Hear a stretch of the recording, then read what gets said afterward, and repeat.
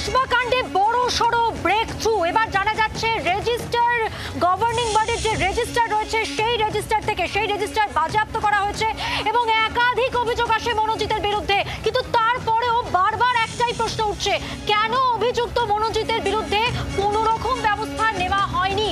মনোজিতের অত্যাচারের অভিযোগ এসেছিল, গভর্নিং বডির কাছে কোনো রকম অভিযোগ দায় হয় কিনা, এই সমস্তই প্রশ্ন পুলিশের।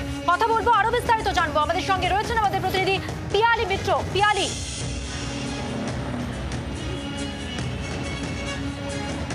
একেবারে দেখো, অত্যন্ত গুরুত্বপূর্ণ। গতকাল বিকেলবেলা সাউথ ক্যালকাটা ল কলেজে গিয়ে কলকাতা পুলিশের গোয়েন্দা বিভাগের অফিসাররা তারা এই যে ল কলেজের যে গভর্নিং বডির যে মিটিং হয় সেই মিটিংয়ের যে রেজিস্টার সেটা তারা বাজেয়াপ্ত করেছে।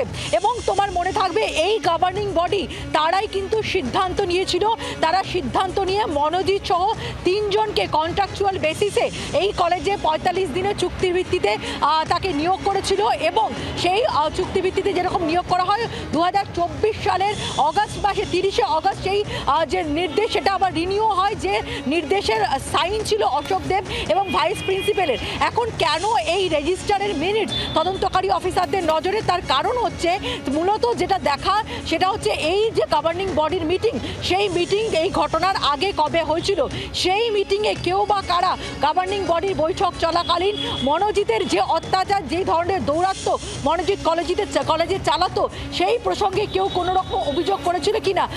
ধন্যবাদ পিয়ালি। সরাসরি ছিলেন আমাদের প্রতিনিধি পিয়ালি মিত্র। বাংলার আওয়াজ, বাঙালির আবেগ, জি 24 ঘন্টা।